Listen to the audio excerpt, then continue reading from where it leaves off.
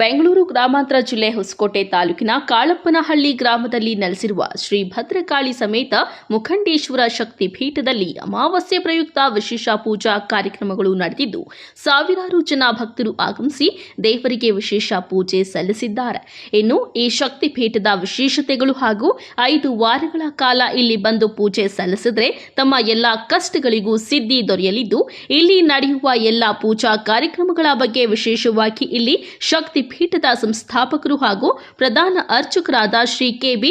ನಾಗರಾಜ ಶಾಸ್ತ್ರಿಗಳು ಒಂದೊಂದಾಗಿ ಬಿಡಿಸಿ ವಿವರಣೆ ನೀಡಿದ್ದಾರೆ. ಹಾಗಾದರೆ ಭಕ್ತರು ಇಲ್ಲಿ ಮಾಡಬೇಕಾದ ಪೂಜಾ ಕಾರ್ಯಕ್ರಮಗಳೇನು ಎಂಬುದರ ಬಗ್ಗೆ ನೋಡೋಣ ಬನ್ನಿ.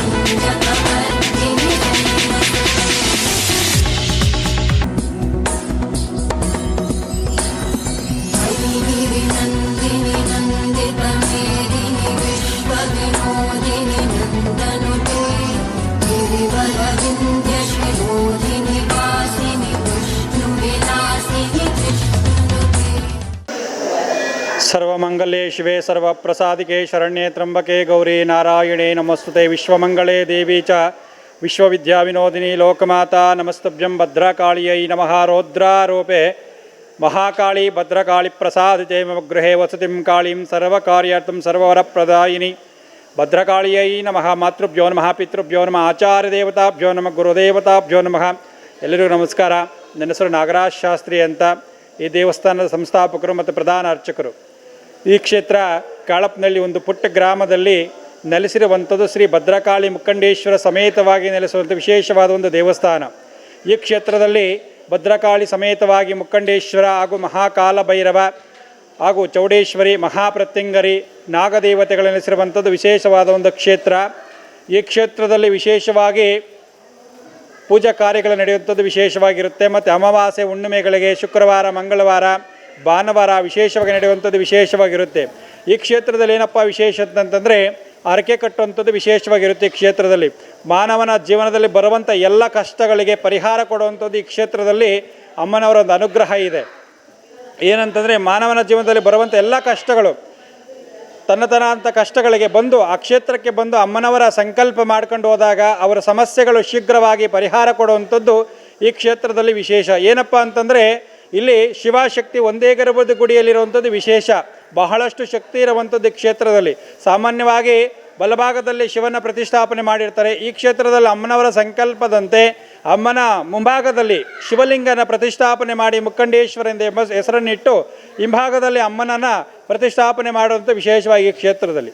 ಹಾಗಾಗಿ ಯಾರೇ ಬಂದು ಏನು ಸಮಸ್ಯೆಯಿಂದ ತಾಯಿ ದೇಹಿ ಎಂದಾಗ ಅವರ ಸಮಸ್ಯೆಗಳಿಗೆ ಪರಿಹಾರ ಕೊಟ್ಟು ಅವರು ಏನು ಕೇಳ್ತಾರೋ ಅದನ್ನು ಆಶೀರ್ವಾದ ಮಾಡಿ ಅನುಗ್ರಹ ಕೊಡುವಂಥವಳು ಭದ್ರಕಾಳಿ ಈ ಕ್ಷೇತ್ರದಲ್ಲಿ. ಹಾಗೆ ಯಾವುದೇ ಸಮಸ್ಯೆ ಇದ್ದು ಬಂದಾಗ ಹರಕೆ ಕಟ್ಟುವಂಥದ್ದು ವಿಶೇಷವಾಗಿರುತ್ತೆ. ಆರೋಗ್ಯ ಸಮಸ್ಯೆ ಬಂದಾಗ 3 ರೂಪಾಯಿ ಹರಕೆ ಕಟ್ಟುವಂಥ ವಿಶೇಷವಾಗಿರುತ್ತೆ. ಮತ್ತು ಭೂಮಿ ವಿಚಾರ 4 ರೂಪಾಯಿ ಕಾಣಿಕೆ ಕಟ್ಟುವಂಥದ್ದು ವಿಶೇಷವಾಗಿರುತ್ತೆ. ಮತ್ತು ಕೆಲಸ ಕಾರ್ಯಗಳಾಗ್ತಾ ಇಲ್ಲ, ನಡೀತಾ ಇಲ್ಲ ಅಂತಂದರೆ 4 ರೂಪಾಯಿಯನ್ನು ಕಟ್ತಾರೆ.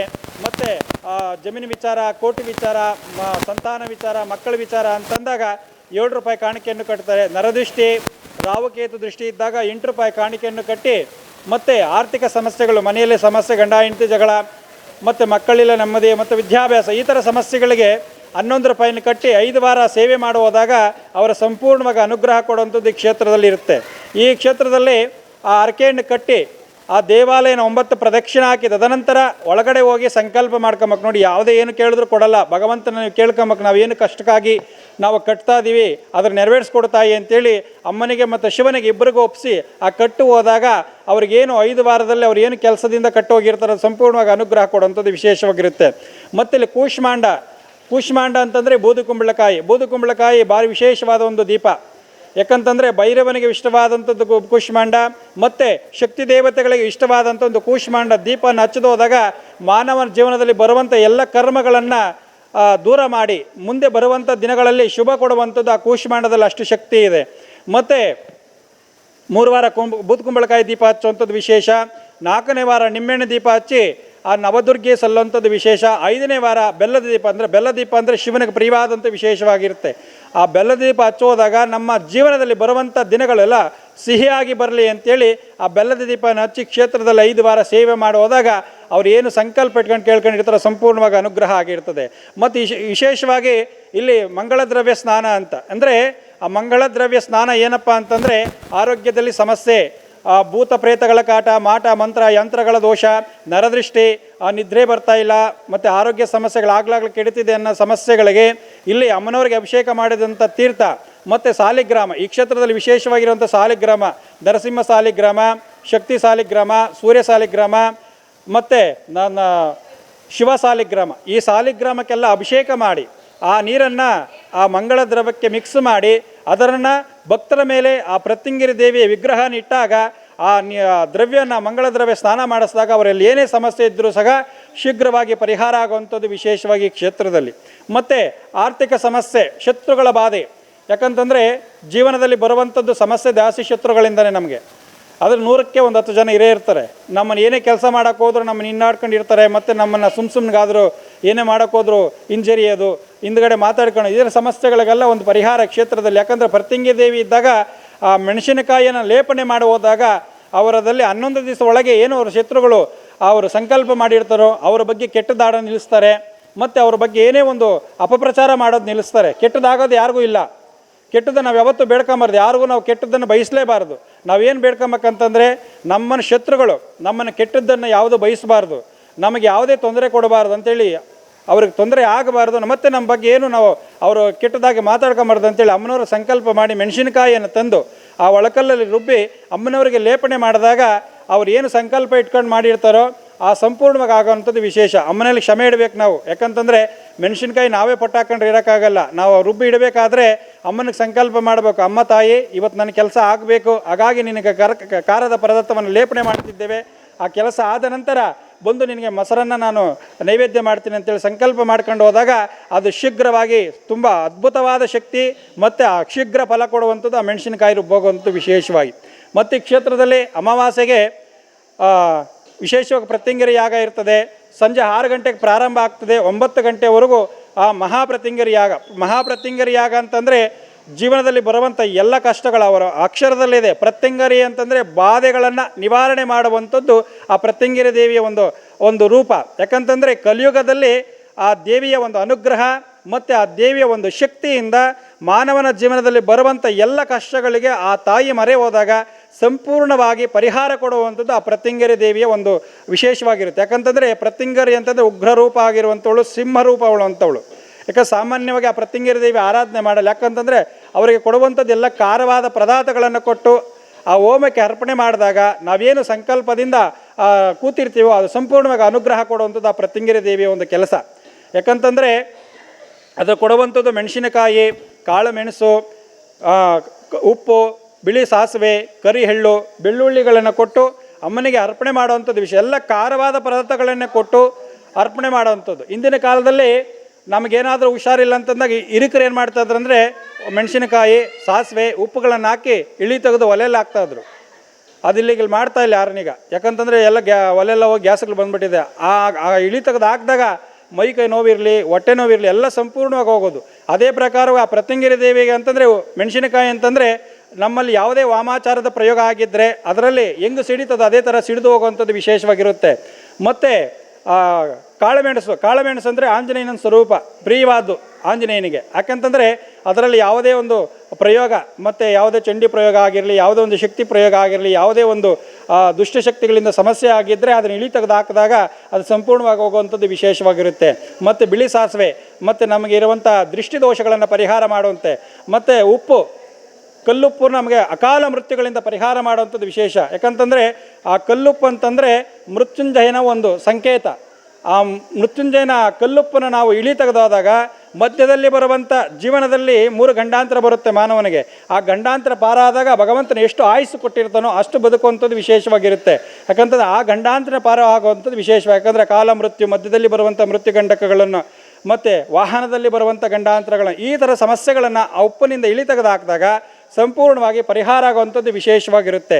ಮತ್ತು ಬಿಳಿ ಸಾಸಿವೆ, ಕರಿಹೆಳ್ಳು ಅಂತಂದರೆ ಶನಿ ಮಹಾತ್ಮನು ನಮ್ಮ ಕರ್ಮಗಳ ತಕ್ಕಂಗೆ ಕಷ್ಟಗಳನ್ನು ಕೊಡುವಂಥದ್ದು ಮತ್ತು ಆಯುಷನ್ನು ಕೊಡುವಂಥನು, ಆಯುಷ್ ವೃದ್ಧಿ ಮಾಡುವಂಥನು ಆ ಭಗವಂತನು ಶನಿ ಮಹಾತ್ಮ. ಆ ಕರಿ ಎಳ್ಳನ್ನು ಇಳಿ ತೆಗೆದು ಹಾಕಿದಾಗ ಈ ಥರ ಸಮಸ್ಯೆಗಳನ್ನು ಪರಿಹಾರ ಆಗುವಂಥದ್ದು ವಿಶೇಷ. ಮತ್ತು ಬೆಳ್ಳುಳ್ಳಿ ಸಾಂಬಾರಿಗೆ ಉಪಯೋಗಿಸ್ತಾರೆ, ಮತ್ತು ಎಲ್ಲ ಇದಕ್ಕೂ ಉಪಯೋಗಿಸ್ತಾರೆ. ಆದರೆ ಬೆಳ್ಳುಳ್ಳಿ ವಿಚಾರ ಯಾರಿಗೂ ಗೊತ್ತಿಲ್ಲ. ಆದರೆ ಬೆಳ್ಳುಳ್ಳಿ ಅಂತಂದರೆ ಪ್ರತ್ಯಂಗಿರಿ ದೇವಿ ವಿಶೇಷವಾದ ಒಂದು ಹೋಮದ ದ್ರವ್ಯ ಅದು. ಅದನ್ನು ನಾವು ಆ ತಾಯಿಗೆ ಅರ್ಪಣೆ ಮಾಡಿದಾಗ ಏನೇ ನಮ್ಮ ಜೀವನದಲ್ಲಿ ಕಷ್ಟ ಇದ್ದಾಗ ಸಂಪೂರ್ಣವಾಗಿ ಪರಿಹಾರ ಆಗುವಂಥದ್ದು ವಿಶೇಷವಾಗಿರುತ್ತೆ. ಎಲ್ಲ ಸಮಸ್ಯೆಗಳಿಗೂ ಶೀಘ್ರ ಪರಿಹಾರ ಕೊಡುವಂಥದ್ದು ಈ ಪ್ರತ್ಯಂಗಿರಿ ಯಾಗ. ಮತ್ತು ಕೋಟಿ ವಿಚಾರ, ಹುಣ್ಣಿಮೆಗೆ ಮಹಾಬೊಗಳಾಂಬಿಕೆ ಹೋಮ ಇರ್ತದೆ. ಬೊಗಳಾಂಬಿಕೆ ಅಂತಂದರೆ ಪಾರ್ವತಿಯ ಇನ್ನೊಂದು ರೂಪ. ರಾಕ್ಷಸನ ಸಂಹಾರಕ್ಕಾಗಿ ರಾಕ್ಷಸನ ಒಂದು ನಾಲಿಗೆಯನ್ನು ಬಡಿದು ಅವರನ್ನು ಗದೆಯಿಂದ ಒಡೆಯುವಂಥವಳು ಬೊಗಳಾಂಬಿಕೆ. ಯಾಕಂತಂದರೆ ನಮ್ಮ ಬಗ್ಗೆ ಕೆಟ್ಟದ ಹಾಡುವಂಥವರನ್ನು ಅವರ ನಾಲಿಗೆಯನ್ನು ಹಿಡಿದು ಬಡಿಯುವಂಥವಳು ಬೊಗಳಾಂಬಿಕೆ. ಆ ಥರ ಸಮಸ್ಯೆಗಳಿಗೆ ಹುಣ್ಣಿಮೆಗೆ ಬೆಳಗ್ಗೆ 10 ಗಂಟೆಗೆ ಬೊಗಳಾಂಬಿಕೆ ಹೋಮ ಪ್ರಾರಂಭ ಆಗ್ತದೆ. 12:30 ಗಂಟೆಗೆ ಬೊಗಳಾಂಬಿಕೆಗೆ ಪೂರ್ಣಾವತಿ ಆಗ್ತದೆ. ಆ ಪೂರ್ಣಾವತಿಯ ಒಂದು ಅನುಗ್ರಹ ಮತ್ತು ಬೊಗಳಾಂಬಿಕೆ ಅನುಗ್ರಹ ಅಂತಂದರೆ ನಮ್ಮ ಬಗ್ಗೆ ಯಾರು ಕೆಟ್ಟದಾಗಿ ನಮ್ಮನ್ನು ಅಪಪ್ರಚಾರ ಮಾಡ್ತಾರೋ ಮತ್ತು ನಮ್ಮ ಬಗ್ಗೆ ಯಾರು ಕೆಟ್ಟದಾಗಿ ಮಾತಾಡ್ತಾರೋ ಅಂಥವರನ್ನು ನಾಲಿಗೆ ಹಿಡಿದು ಬಡಿಯುವಂಥವಳು ಆ ಬೊಗಳಾಂಬಿಕೆ. ಮತ್ತು ಎಲ್ಲ ಸಮಸ್ಯೆಗಳು ಮತ್ತು ಕೋಟಿ ವಿಚಾರ, ತುಂಬ ವರ್ಷಗಳಿಂದ ಕೋರ್ಟಿನ ಹಿಂದೆ ಹೋಗ್ತಾ ಇದೆ. ಕೋಟಿ ವಿಚಾರ ಮತ್ತು ಜಮೀನು ವಿಚಾರ, ಜಮೀನು ಆಗ್ತಾಯಿಲ್ಲ 15 ವರ್ಷ 20 ಈ ಥರ ಸಮಸ್ಯೆಗಳ ಬೊಗಳಾಂಬಿಕೆ ಹೋಮಕ್ಕೆ ಕೂತ್ಕೊಂಡಾಗ ಶೀಘ್ರವಾಗಿ ಪರಿಹಾರ ಆಗುವಂಥದ್ದು ವಿಶೇಷವಾಗಿರುತ್ತೆ. ಈ ಕ್ಷೇತ್ರದಲ್ಲಿ ತುಂಬ ಕೆಲಸ ಕಾರ್ಯಗಳು ನಡೀತಿದೆ. ಮತ್ತು ಪವಾಡಗಳನ್ನು ಮಾಡ್ತಿದ್ದಾಳೆ ಭದ್ರಕಾಳಿ. ಬಂದಂಥವರ ಭಕ್ತರ ಕಣ್ಣೀರನ್ನು ಒರೆಸಿ ಅವರ ಕೇಳಿದಂಥ ವರಗಳನ್ನು ಕೊಟ್ಟು ಅವರ ಕೈಯಲ್ಲಿ ಸೇವೆ ಮಾಡಿಸ್ಕೊಡುವಂಥದ್ದು ಅಮ್ಮನವರಿಗೆ ವಿಶೇಷವಾಗಿರುತ್ತೆ. ಮತ್ತು ಕ್ಷೇತ್ರದಲ್ಲಿ ನೂತನವಾಗಿ ಅಮ್ಮನವರ ಸಂಕಲ್ಪದಂತೆ 99 ಅಡಿ ವಿಗ್ರಹ ಅಮ್ಮನವರ ಸೌಮ್ಯ ರೂಪವಾಗಿ ಸ್ಥಾಪನೆ ಆಗಿದೆ. ಕಾಮಗಾರಿಕೆ ನಡೀತಿದೆ. 5 ವರ್ಷದೊಳಗೆ ಸಂಪೂರ್ಣವಾಗಿ ಲೋಕಾರ್ಪಣೆ ಮಾಡಬೇಕಾಗಿ ಅಮ್ಮನವರ ಸಂಕಲ್ಪ ಆಗಿದೆ, ಹಾಗೆ ನಡೀತಿದೆ. ಮತ್ತು ಇಲ್ಲಿ ಬಂದಂಥ ಎಲ್ಲ ಭಕ್ತರಿಗೂ ಅಮ್ಮನವರೊಂದು ಅನುಗ್ರಹ ಮತ್ತು ಅವರಿಗೆ ಕೊಡುವಂಥ ಕೆಲಸ ಕಾರ್ಯಗಳು ಮತ್ತು ಕೊಡುವಂಥ ಅವರಿಗೆ ಆಶೀರ್ವಾದವನ್ನು ಸಂಪೂರ್ಣವಾಗಿ ಕೊಡ್ತಿದ್ದಾಳೆ. ಎಲ್ಲರಿಗೂ ಒಳ್ಳೆಯದಾಗಲಿ. ಅಮ್ಮನ ಭದ್ರಕಾಳಿ ಕೃಪೆ ಮತ್ತು ಮುಖಂಡೇಶ್ವರನ ಕೃಪೆ ಸದಾಕಾಲ ಬರುವಂಥ ಭಕ್ತರು ಮತ್ತು ಎಲ್ಲರಿಗೂ ಅಮ್ಮನ ಕೃಪೆ ಸಿಗಲಿ ಅಂತೇಳಿ ಈ ಕ್ಷೇತ್ರದಲ್ಲಿ ವಿಶೇಷವಾಗಿ ದಾಸೋಹದ ಒಂದು ವ್ಯವಸ್ಥೆ. ಅಂದರೆ ಹಸಿದು ಬಂದವರಿಗೆ ಅನ್ನನ ಬಡಿಸುವಂಥದ್ದು ಈ ಕ್ಷೇತ್ರದಲ್ಲಿ ವಿಶೇಷವಾಗಿರುತ್ತೆ. ದಾಸೋಹ ಅಂದರೆ ದಾಸೋಹ ಎಲ್ಲಿರುತ್ತೆ ಅಲ್ಲಿ ಧರ್ಮಕ್ಷೇತ್ರ ಆಗುವಂಥದ್ದು ವಿಶೇಷವಾಗಿರುತ್ತೆ. ಯಾಕಂತಂದರೆ ಭಗವಂತನು ನಾವೇನೇ ಮಾಡಿದ್ರೂ ಸಹ ಮೆಚ್ಚದಂತ ಇಲ್ಲ. ನಾವು ದಾಸೋಹ ಅನ್ನ ಬಂದಾಗ ಆ ದಾಸೋಹನನ್ನು ಬಡಿಸಿದಾಗ ಅನ್ನ ಸಂತರ್ಪಣೆ ಮಾಡಿದಾಗ ಭಗವಂತನ ಮೆಚ್ಚುವಂಥದ್ದು ವಿಶೇಷವಾಗಿರುತ್ತೆ. ಯಾಕಂತಂದ್ರೆ ಈ ಕ್ಷೇತ್ರದಲ್ಲಿ ಪ್ರತಿ ಶುಕ್ರವಾರ, ಪ್ರತಿ ಮಂಗಳವಾರ, ಪ್ರತಿ ಭಾನುವಾರ, ಪ್ರತಿ ಹುಣ್ಣಿಮೆಗೆ, ಪ್ರತಿ ಅಮಾವಾಸ್ಯೆಗೆ ವಿಶೇಷ ಭಸ್ಮಭೋಜನಗಳನ್ನು ವಿಶೇಷವಾಗಿ ಮಾಡುವಂಥದ್ದು ವಿಶೇಷವಾಗಿ ಕ್ಷೇತ್ರದಲ್ಲಿ. ನಿಮಗೆ ಎಷ್ಟು ಬೇಕೋ ಅಷ್ಟು ದಾಸೋಹ ಹಾಕ್ಸ್ಕೊಳ್ಳಿ. ಯಾಕಂತಂದರೆ ಒಂದಷ್ಟು ಉಳಿದಾಗ ಇನ್ನೊಬ್ರಿಗಾಗುತ್ತೆ. ವೇಸ್ಟ್ ಅಂತೂ ಮಾಡೋಕ್ಕೆ ಹೋಗ್ಬೇಡಿ. ತುಂಬ ಜನ ನೋಡ್ತೀನಿ ತಿನ್ನೆಲ್ಲ ತೊಗೊಂಡೋಗಿ ಆಚೆ ಬಿಸಾಕ್ತಾರೆ. ದಯವಿಟ್ಟು ಆ ಕೆಲಸ ಮಾಡಬೇಡಿ. ಯಾವ ಕ್ಷೇತ್ರದಲ್ಲಿ ನಿಮ್ಗೆ ಎಷ್ಟು ಬೇಕೋ ಅಷ್ಟು ತಿಂದು ಇನ್ನೊಬ್ರಿಗೆ ಅನ್ನದ ಋಣ ಬೆರೆದಿರ್ತಾರೆ. ಆ ಅನ್ನದ ಋಣ ಅವ್ರಿಗೆ ಕೊಡಲೇಬೇಕು. ನಮ್ಗೆ ಎಷ್ಟು ಬೇಕಾಗುತ್ತೆ ಅಷ್ಟು ಹಾಕ್ಸ್ಕೊಳ್ಳಿ. ಹೊಟ್ಟೆ ತುಂಬ ತಿನ್ನಿ. ನಿಮ್ಗೆ ಈಗ ಆಗಿಲ್ಲ ಸ್ವಲ್ಪ ಹಾಕ್ಸ್ಕೊಂಡು ತಿನ್ನಿ. ದಯವಿಟ್ಟು ಯಾವ ಕ್ಷೇತ್ರದಲ್ಲಿ ಅನ್ನ ಪ್ರಸಾದವನ್ನು ವೇಸ್ಟ್ ಮಾಡಬೇಡಿ. ಯಾರು ಅನ್ನ ಪ್ರಸಾದವನ್ನು ವೇಸ್ಟ್ ಮಾಡ್ತಾರೋ ಅವ್ರ ಮನೆಯಲ್ಲಿ ಅನ್ನಕ್ಕೆ ಕೊರತೆ ಬರ್ತದೆ. ಅದು ಭಗವಂತನ ಇಚ್ಛೆ. ಅದು ದಯವಿಟ್ಟು ಯಾರು ಯಾವ ಕ್ಷೇತ್ರದಲ್ಲಿ ಹೋದಾಗ ನಿಮ್ಗೆ ಎಷ್ಟು ಆಗುತ್ತೋ ಅಷ್ಟು ಹಾಕ್ಸ್ಕೊಂಡು ನೆಮ್ಮದಿಯಿಂದ ಕೂತ್ಕೊಂಡು ತಿನ್ನಿ. ಅನ್ನದ ಮಾತ್ರ ಪ್ರಸಾದವನ್ನು ವೇಸ್ಟ್ ಮಾಡಬೇಡಿ. ಯಾಕಂತಂದ್ರೆ ನೀವು ವೇಸ್ಟ್ ಮಾಡೋ ಅಂತನ್ನ ಇನ್ನೊಬ್ಬರ ಅನ್ನದ ಋಣ ಬರೆದಿರ್ತದೆ. ಹಾಗಾಗಿ ದಯವಿಟ್ಟು ಕೈ ಜೋಡಿಸಿ ಬೇಡ್ತಾ ಇದ್ದೀನಿ, ಯಾವ ಕ್ಷೇತ್ರಕ್ಕೆ ಹೋದರೂ ನೀವು ಎಲ್ಲೂ ಅನ್ನ ವೇಸ್ಟ್ ಮಾಡಬೇಡಿ. ನಿಮ್ಗೆ ಎಷ್ಟು ಆಗುತ್ತೋ ಅಷ್ಟು ಹಾಕ್ಸ್ಕೊಂಡು ನೆಮ್ಮದಿಯಾಗಿ ತಿನ್ಕೊಂಡು ಬನ್ನಿ. ಅನ್ನ ಯಾರು ವೇಸ್ಟ್ ಮಾಡ್ತಾರೋ ಅವ್ರಿಗೆ ಮನೆಯಲ್ಲಿ ಅನ್ನಕ್ಕೆ ಕೊರತೆ ಆಗುತ್ತೆ. ಆ ಭಗವಂತನ ಒಂದು ಕ್ರೂರ ರೂಪಕ್ಕೆ ನೀವು ಹೊರಗಾಗ್ತೀರಾ. ಹಂಗಾಗಿ ದಯವಿಟ್ಟು ಯಾರು ಕ್ಷೇತ್ರಕ್ಕೆ ಹೋದಾಗ ಒಂದು ಅನ್ನ ಸಂತರ್ಪಣೆಯನ್ನು ತಿಂದು ಆ ತಾಯಿಯ ಅನುಗ್ರಹ ಪಡೆದು ಆ ಕ್ಷೇತ್ರದಲ್ಲಿ ಅಮ್ಮನವರ ಅನುಗ್ರಹ ಪಡೆದು ಎಲ್ಲರೂ ಭಕ್ತಿಯಿಂದ ಶ್ರದ್ಧೆಯಿಂದ ಅನ್ನ ಪ್ರಸಾದವನ್ನು ತಿಂದು ಹೋದಾಗ ಸಂಪೂರ್ಣವಾಗಿ ಅನುಗ್ರಹ ಕೊಡುವಂಥದ್ದು ತಾಯಿ. ಸರ್ವೇ ಜನ ಸುಖಿನೋ ಭವಂತು.